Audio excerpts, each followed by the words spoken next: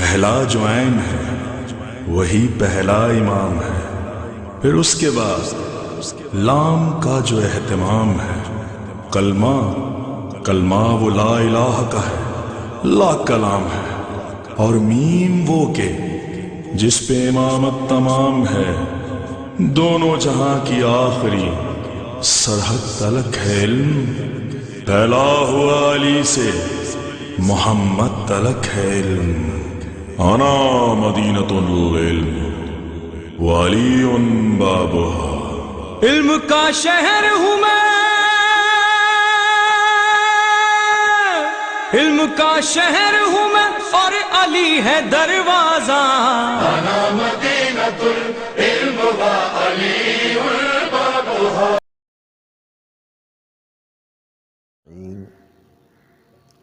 فهو خیر معین.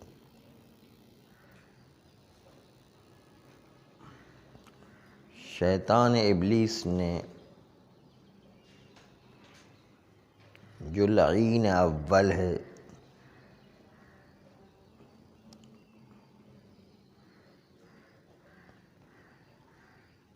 ایسا حکم کیا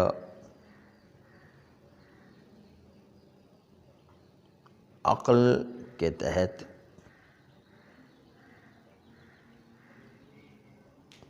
جو عقل کے تحت حکم بنتا نہیں ہے،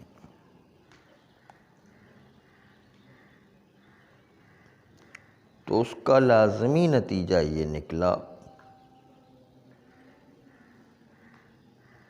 خالق کا حکم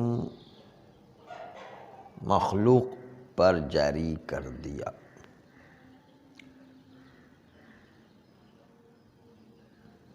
یعنی خالق کے صفات مخلوق میں لے کر آ گئے، جیسے غالی حضرات ہوا کرتے ہیں، یا مخلوق کی صفات خالق میں لے کر آ گئے، جیسے مقصرین ہیں.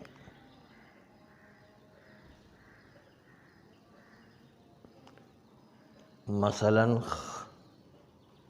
خالق میں جسم و جسمانیت لے کر آ جائے، یہ خالق میں قسم کی کوتاہی اور تقصیر ہے. یعنی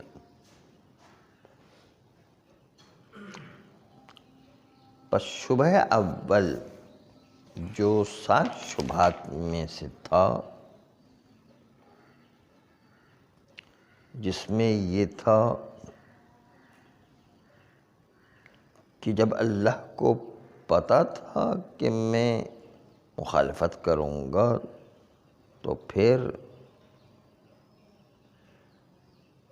کیوں اللہ نے مجھے خلق کیا اور اس کی کیا حکمت ہے. اس شبہے سے 4 فرقے نکلتے ہیں: مذہب حلولیہ، تناسخیہ، مشبہہ اور غلاة رافضی.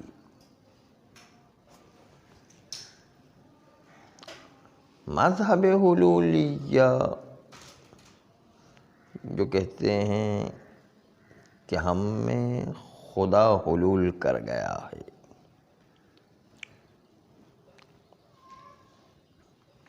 مذہب تناسخیہ وہ ہے کہ انسان مرنے کے بعد دوسرے کسی شکل میں دوبارہ پیدا ہوگا،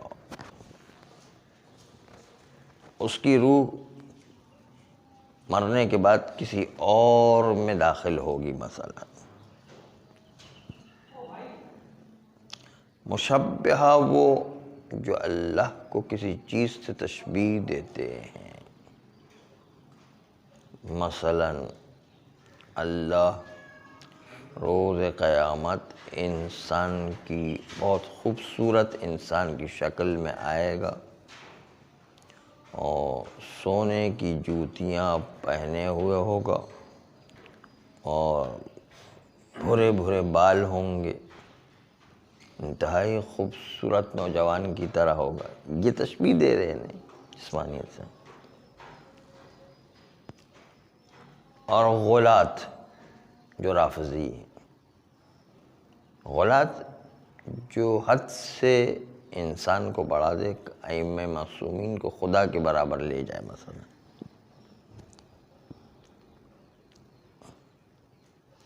جہاں پر انہوں نے کسی شخص کے بارے میں غلو کیا ہے اور صفات جلالیہ کو ان کے لیے قرار دیا ہے، جیسے ائمہ کو کہا کہ پورے کائنات کے امور تدبیر ائمہ کے ہاتھ میں،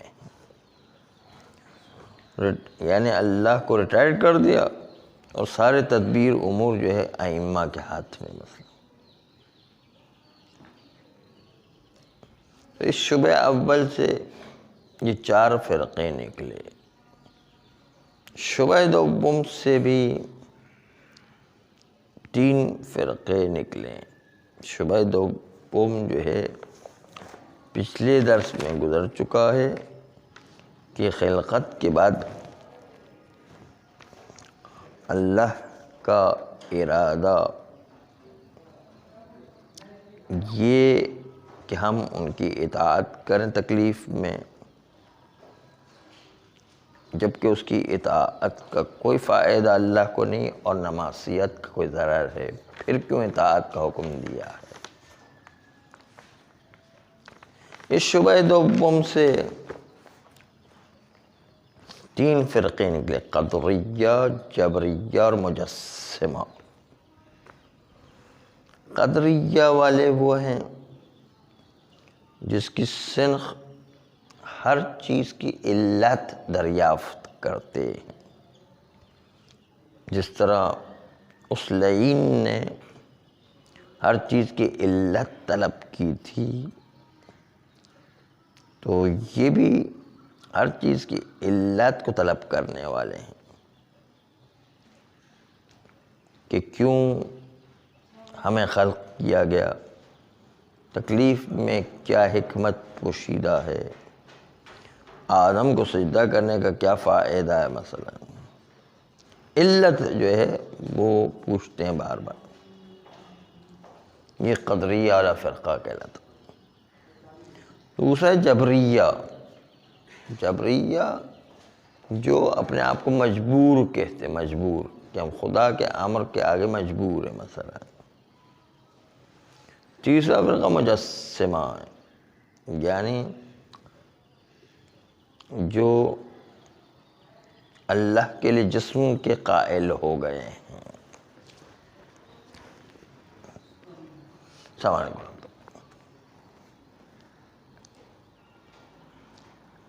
جہاں پر ان لوگوں نے اللہ کو مخلوقات کی صفات دے دی ہیں، جسم رکھنا، مجبور ہونا اور ہر چیز کی علت دریافت کرنا، یہ مخلوقین میں ہوا کرتا ہے، خالق میں یہ چیزیں نہیں ہوا کرتی۔ کہ خالق سے ہم سوال نہیں کر سکتے کہ کیا چیز آپ نے یہ سارے کام کیوں کیے مثلا۔ قدریہ فرقہ اللہ پر بھی اشکالات اور سوالات کرتا ہے۔ جبریہ جو ہے وہ اپنے آپ کو مجبور سمجھتا ہے مثلا، اور مجسمہ وہ اللہ کی جسمانیت کا قائل ہے۔ بس معتزلہ فرقہ وہ ہے جو افعال میں پروردگار عالم کے ساتھ شباہت دیتا ہے کہ اللہ پیدا کرنے کے بعد ریٹائرڈ ہو گیا، پھر سارا جو ہے تدبیر امور کرنا انسان کے اپنے ہاتھ میں، اللہ کا کوئی کام نہیں ہے۔ اللہ سے اپنے فعل کو شباہت دے رہے ہیں، جیسا اللہ خلق کرتا ہے انسان بھی خلق کرتا ہے مثلا۔ مشبہہ وہ فرقہ ہے جو تشبیہ دیتا ہے کہ ایک کو دوسرے سے شباہت رکھتا ہے، یعنی اللہ سے شباہت رکھنے والی چیز بیان کرتا ہے کہ انسان جو ہے وہ خدا کی طرح شکل میں آئے گا مثلا۔ ان سب کی خرابی یہ ہے کہ وہ اپنی دو آنکھ میں سے کسی بھی آنکھ سے ٹیڑھا دیکھ رہے ہیں، صحیح چیز دیکھنے میں ٹیڑھا دیکھ رہے ہیں، اس لیے ان میں خطا پیدا ہو رہی۔ مثلاً وہ ان میں سے کچھ ایسے لوگ ہیں جو کہتے ہیں کہ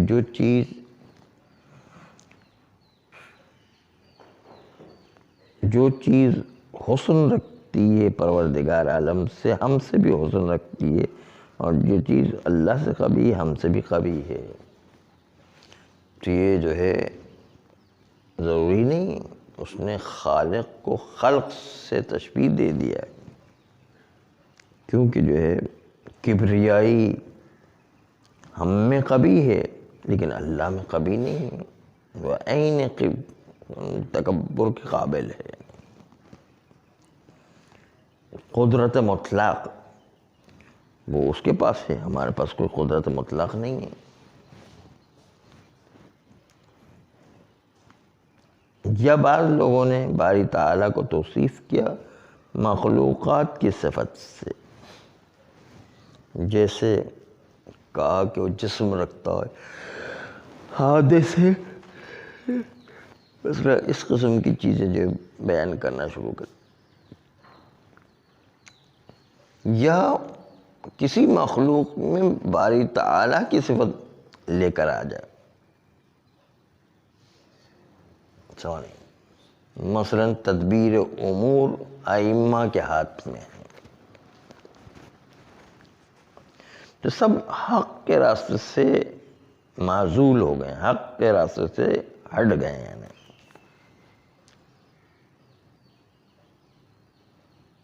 قدریہ ہر چیز کی علت پوچھا کرتا ہے، جس طرح لعین اول ابلیس نے ہر چیز کی علت پوچھی، اس طرح قدریہ فرقہ میں جو ہے ہر چیز کی علت پوچھتے ہیں کہ نماز واجب ہے تو کیوں واجب ہے؟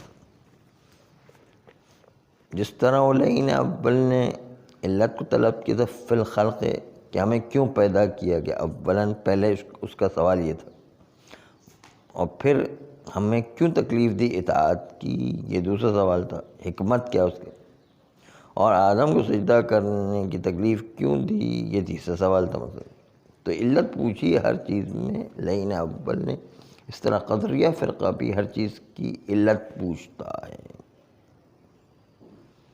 اور اسی علت کے طلب کرنے سے مذہب خوارج بھی ایجاد ہوا ہے، کیونکہ دونوں میں ایک جیسی بات ہے۔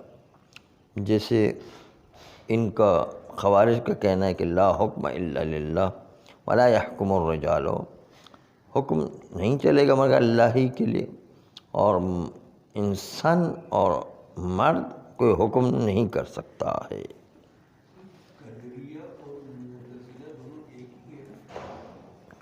قدریہ ایک تھوڑے سے فرق کے ساتھ وہ علتوں کا دریافت کرتے ہیں، ہر وقت ہر چیز کی علت بتاؤ انہیں، کہ نماز ہے تو کیوں واجب ہے، فلاں ہے تو کیوں ہے، ہر چیز کی علت پوچھتے ہیں۔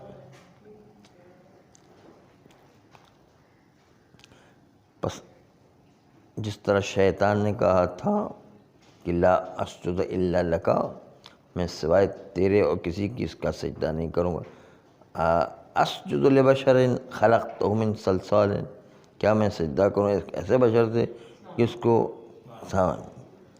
کھنکھناتی ہوئی ٹھیکریوں سے پیدا کیا گیا ہے، تو کیا آدم کے سجدے سے انکار کر رہا تھا۔ اور یہ جس طرح یہ لوگ کہہ رہے ہیں، اس طرح کہتے ہیں لا حکم الا للہ، کوئی حکم نہیں مگر اللہ کے لیے۔ یہ بہت ایکسٹریم فرقہ ہے جو کہتے ہیں کہ سوائے اللہ کے کوئی حکم نہیں کر سکتا، اور مردوں کو اور انسانوں کو کوئی حکم نہیں چلے گا۔ ٹھیک ہے حکم اللہ ہی کی طرف سے، لیکن دنیا میں آ کے اجرا تو وہی انسان ہی کرے گا نا، وہ اس میں جو ہے وہ مار کھا گئے ہیں۔ آدم کے مقابل میں فرشتہ وہ کیا نام ہے شیطان بھی یہی کہتا کہ میں بھی سجدہ نہیں کروں گا سوائے اللہ کے، کیا میں بشر آدم کو سجدہ کروں جس کو آپ نے جو ہے وہ سلسال سے پیدا کیا ہے. سلسال نہیں، کھنکھناتی ہوئی ٹھیکری یعنی. بس یا تو افراد کی طرف چلے گئے یا تفرید کی طرف چلے گئے، دونوں مذمت کے قابل ہے. معتزلہ نے توحید میں غلو کیا ہے اور انہوں نے گمان کیا کہ اللہ ہمیں پیدا کرنے کے بعد خود تعطیل پر چلا جاتا ہے اور اللہ کی رب کی صفت اب انسان کے پاس خود کے پاس آ جایا کرتی ہے. مشبہہ اس میں یہ کہ وہ تقصیر کرتے ہیں، حتیٰ یہ کہ خالق کو صفات جسمانی کیسے مزین کرتے ہیں جس کی وجہ سے جسم سے تشبیہ دیتے ہیں. اور روافض انہوں نے نبوت و امامت میں غلو کیا، یہاں تک کہ وہ حلول کے قائل ہو گئے کہ اللہ ان میں حلول کر گیا. خوارج انہوں نے کوتاہی کی کہ وہ لوگوں کا حکم ماننے کو تیار نہیں ہیں، صرف خدا کا حکم. ٹھیک ہے خدا کا حکم ہوگا لیکن اجرا کون کرے گا؟ وہی انسان ہی کرے گا نا.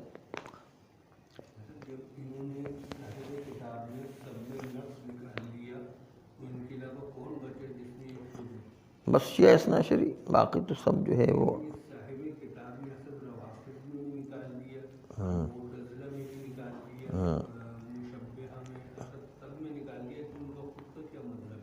ان کا اپنا مذہب تو سنی ہے، لیکن بہرحال وہ ہم شیعوں کو رافضی کہتے ہیں نا. خیر، کہتے ہیں کہ یہ سب کے سب پیدا ہوئے ہیں لعین اول کے شبہات سے، جس میں یہ علتیں سبب بنی جو مصدر تھا لعین اول کے شبہات کا، اور یہ آخر میں مذاہب کا ظاہر ہونا مظہر وہ شبہات ہیں. اور اسی کی طرف قرآن مجید نے اشارہ کہ لا تتبعوا خطوات الشیطان، شیطان کے نقش قدم پر نہ چلو، انہ لکم عدو مبین، وہ تمہارے لیے کھلا ہوا دشمن ہے. اور پیغمبر نے تشبیہ دی ان فرقوں میں سے ہر گمراہ فرقوں کو یوں تشبیہ دیا، کل فرقۃ ضالۃ، ان میں سے ہر ایک فرقہ گمراہ ہے، من ہذہ الامت، اس امت اسلامیہ میں سے، بامت ضالۃ من الامم السالفۃ، اس امت سابقہ میں سے ایک گمراہ فرقے کی امت کے ساتھ یہ بھی شباہت رکھتا ہے. وقال، پیغمبر نے فرمایا القدریۃ مجوس ہذہ الامت، قدریہ اس امت کے مجوسی ہیں. وقال المشبہۃ یہود ہذہ الامت، تو مشبہہ اس امت کے یہودی ہیں.